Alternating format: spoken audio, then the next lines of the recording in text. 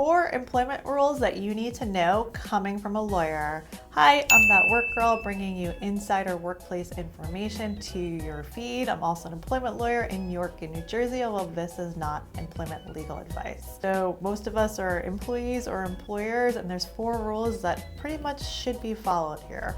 1, before you start your job, you should have a written job offer, a written offer letter, a written employment agreement, one of those things.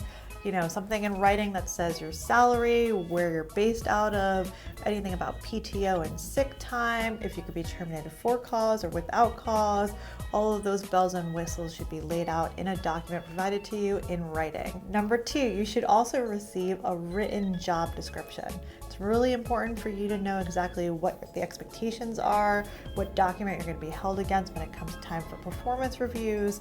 So it's pretty standard to receive that in writing about the same time you start a new job. Rule number 3, at the time of your termination or separation with the company, you should be receiving a written document saying, well, 1, maybe you're resigning, so you put that into writing, or 2, if you're being terminated, they should provide you with some sort of written notice. A lot of states require actually certain things to be provided to you in writing, like when your benefits expire, like your health insurance, your medical care, things like that, and 2, how you could get unemployment insurance benefits. That's all required to be provided to you in writing in a lot of states.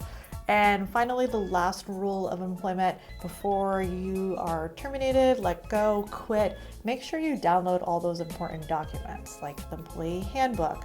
Maybe you forgot to save a copy of that offer letter, the termination documents, any key emails, internal emails discussing your employment or your lack of performance or internal conflicts you had with employees and your manager, or a complaint you made to HR. Download that. You might want to revisit that at a later date with an employment lawyer, so it's really important to have those documents handy.